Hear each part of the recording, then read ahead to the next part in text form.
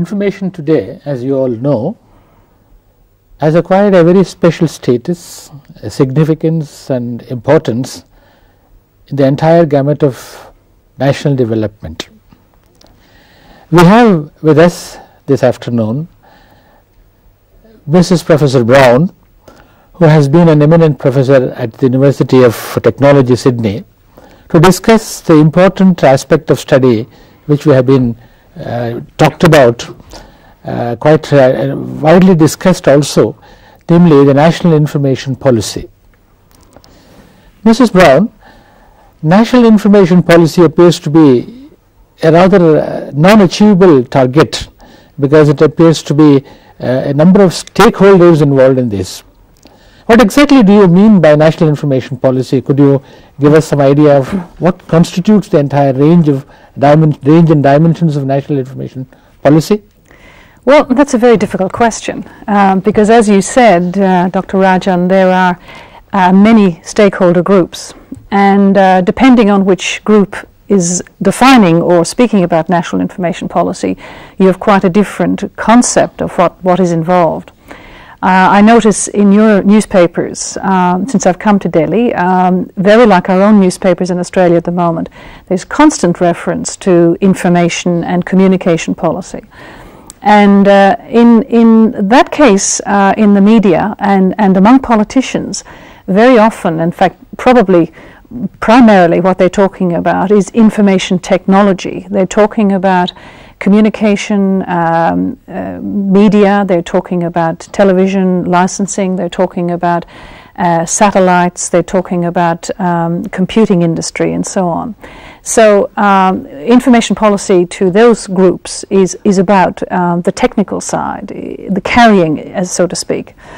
Of course, then when you talk with people in the library information profession who are more concerned with the content, the messages and the meaning of information, when they talk about National Information Policy, and certainly this is my concept too, they're talking about policies and guidelines and rationale for the provision of information and strategies for getting information to people who are going to use it in situations which contribute to national development and to social development and so on, and indeed even to private enterprise and the development of that aspect of society. So for me, true, as it were, National Information Policy covers information transfer processes, and it deals with those agencies and which are in turn involved in the provision of information to users, people who will actually take that information and will do something with it. Actually, while so many stakeholders are involved, is it possible for us to evolve a national policy? What could be the need that we can talk about when we want to introduce an information policy for the national efforts? What do you think is the need? Well, it's very difficult to say how we should go about this. In Australia, and I think in India also, I've been doing some background reading on developments here, and I've read of your various approaches, and of course UNESCO has done a lot of writing in this field. There's been a lot of thinking about what it should be, and there have been these grand plans, if you like, developed, whereby everything is coherent and integrated and logical, and there is a sense of unity about developing an approach to providing information. And I've been involved in Australia in developing some such plans, but they haven't been very successful. And I think conceptually they're very satisfactory. I mean, they're right. They talk about information transfer, and a lot of issues and policies and so on can flow very, very logically from that. But I think that we haven't quite understood the realities of policy making. I think that in our field we've tended to be maybe a bit too idealistic, and we haven't managed somehow to speak the stakeholders' language. We haven't managed to knit our perspective in with that bigger perspective, which is somehow in today's world with the dominance of technology seems more glamorous. You know, the technology, the satellites, the telecommunications, and so I think that we are going to have to do a great deal more. It appears to me, actually, the need arises on account of the fact that we are having too many types of information institutions. There has not been particular aspect of coordination amongst them, and as a result things are pulling in different directions. The need has arisen largely on the fact that we need to organize ourselves coherently, so much so the fact of information services gets a priority. And although we are concerned with contents much more than the media through which we communicate and disseminate, even so there is a necessity for ourselves to group and organize ourselves in such a fashion that we are able to communicate with those who are going to disseminate the information and establish a very particular need for this. I think this need appears to be even more important when we look at the whole thing. What do you think about it? I think that's very sound reasoning to my way of thinking, but I think that there are difficulties in actually achieving that. I mean, first of all, achieving a unity, if you like, and a single purpose among information agencies. That can be achieved, I believe, because I think the values and the general approach that the library and information profession takes has some commonality. But I think with the modern developments internationally, where we're seeing a breakdown, if you like, and this is certainly happening in Australia, and I think it's beginning to shift here too. We're seeing a breakdown of the notion that government can provide plans, that government can coordinate, or even that government should coordinate.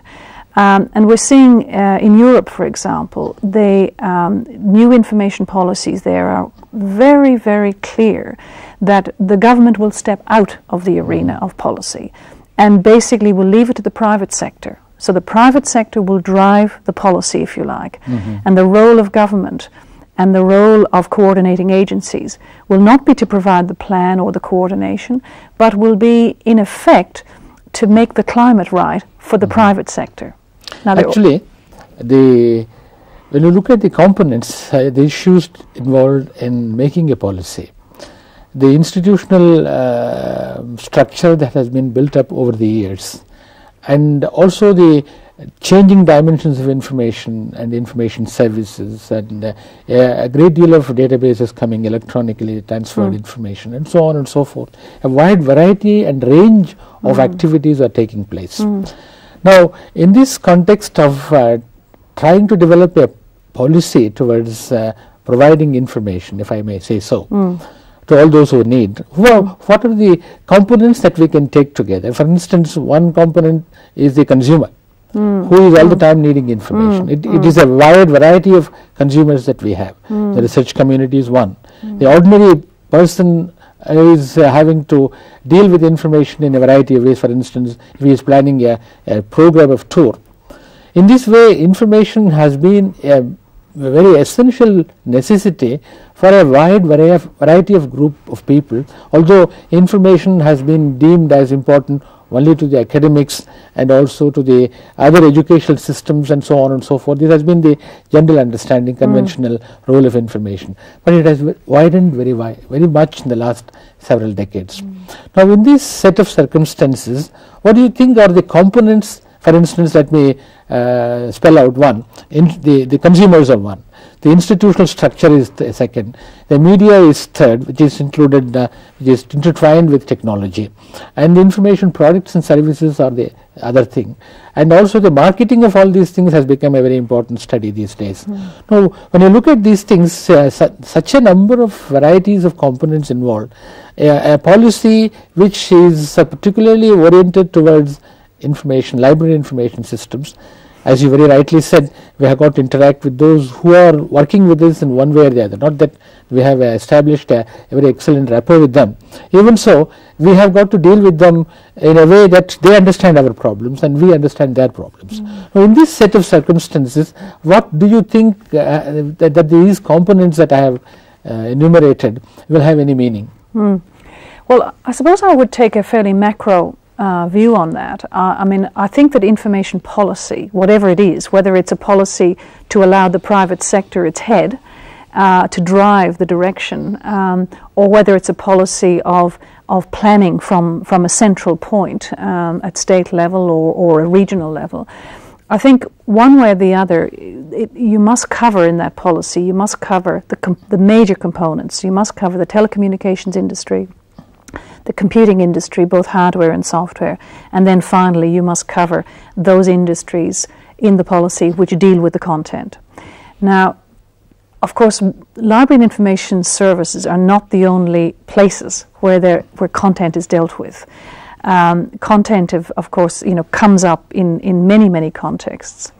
But what I think we haven't done yet in the profession, which to me is an essential step, is we've not yet carved out or identified and communicated what it is that we do with information that's different from the next person. And to me, the thing that we do that's different is what we call the value-added services. We are the specialists in identifying the right information for the user.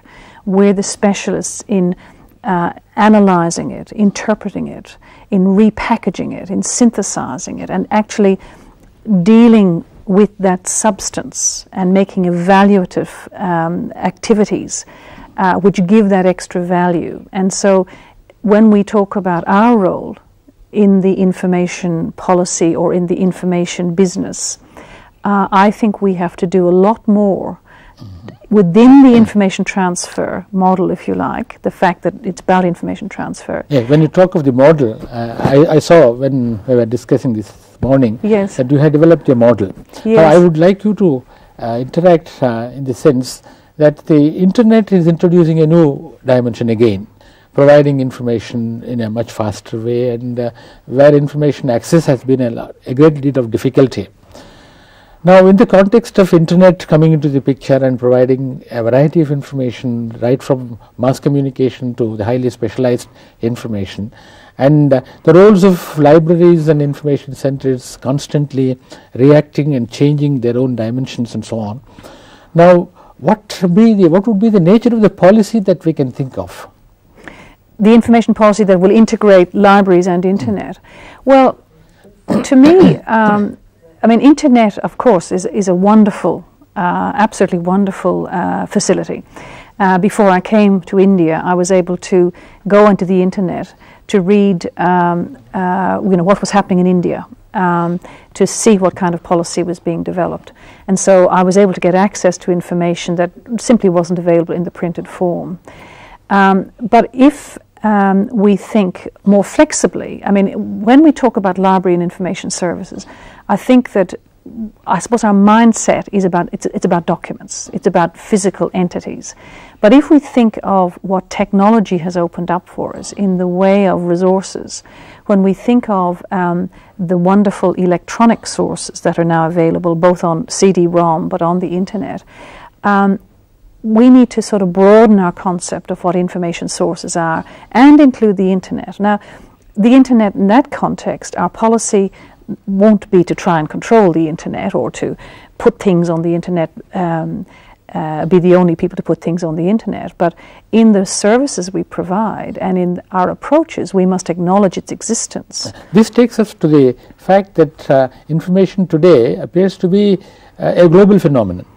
It's not a national, particularly oriented towards a particular national. The whole issue is acquiring a dimension of global value. Now, in this context, what could be the national policy? Because vis-a-vis such attempts at internet, and internet they are claiming a lot about its possibility and its dimension extending beyond its present scope even. And libraries are changing very widely. There has been a recent publication on the impact of internet on public libraries, academic libraries and special libraries. Now this new phenomenon that is coming up is supposed to change totally the information process altogether in the next century. Now, in this, I would like you to focus attention on what exactly is being thought in Australia about with reference to its global feature as well as national interest and the local interest. It should glide. National interests will have to be properly linked with the local interests, and these interests will have to be taken care of at the global level. Well, perhaps I could just make a comment about Australia to introduce my answer to that. Australia is a very young country. It's just 200 years old, which in your terms it's an infant. But in the last 10 years, and it in its history had very strong ties back to Europe and to the United Kingdom in particular. In the last 10 years, there has been a very strong and very determined effort among Australians at all levels of society, politically and socially, to carve out the really distinctive features of Australia and to be very careful that in this globalization process we do not lose what is distinctly Australian. Now, because we're a small population, we're 18 million in a country the size of North America, basically. We have not got huge markets for information. We have not got the sort of facilities that, say like North America would have. And so we were very dependent on overseas sources of information, very dependent on that global perspective, tied into dialogue, for example, as our major source. But in the last 5 to 10 years, there's been a real concern that we must not become homogenized with the rest of the world. Well, in this context, I would like to point out one thing. Actually, the information support facilities, most of the developing countries, possibly to a certain extent Australia too, have got to depend heavily on foreign sources, as you rightly mentioned. Now, what is the extent of indigenous efforts to collect and organize their own information, whether it be primary, secondary or tertiary, whatever, and then how do we organize ourselves in such a fashion that we guess the external sources feeding our internal requirements, and then at the same time consolidating our own internal resources, and dovetail these two in such a fashion that we are able to evolve a national policy which is directly oriented towards our own interests. How do you look at these things? Well, it's an interesting point you make, because exactly that issue is being debated in Australia at the moment. I'm a member of the Council of the National Library of Australia, which has a mandate to be a coordinating agency for policy development for library and information services throughout Australia. And the National Library of Australia is not a very old library, as you can imagine, given our history. But it set out, I think, originally with the idea that it would be one of the great libraries in the sense that it would collect every discipline, it would collect every subject, it would collect from all over the world. But as history has, and particularly the last 10 years, and the pace of publication and the growth of enormous volume in the output, the scholarly output, at the National Library, it was realized that it was a bit of a pipe dream, a bit of a dream to think you could have a library, a comprehensive library of the world. And after much debate and soul searching, the library redid its mission and has now got as its #1 priority the preservation of Australian material, the collecting of Australian-related material, and the sort of strengthening, if you like, of the national identity and heritage. And so the collecting and the policies are to that end, which is not to say we've cut ourselves off from the rest of the world. We have a very strong emphasis on the Asian Pacific region, quite a deal of policy development linking us strongly, which is an echo of a government initiative. Mrs. Brown, actually, as you very rightly said, the preservation and the national policy towards preserving our own national traditions and traits and so on. Now, there are others who are also interested in these kind of things. For instance, the Copyright Act, in which the person who is involved in creating something, an intellectual property organization, as you perhaps well know. And there are other efforts, so much so the interest of preserving and also disseminating, and the way in which censorship is being thought of, accessibility to material, availability to material, all this constitute a very complex set of things in which the library and information centers involvement is at a particular level. And at the higher level we have, at other levels, I won't call it higher level, at other levels also we have, quite as you rightly said, telecommunication or computer industry, and then the whole product and services industry in information, and a number of things are there. So I feel the whole question of national information policy appears to me, of course, to be more a concept than a thing that can be achieved in reality. Do you think so?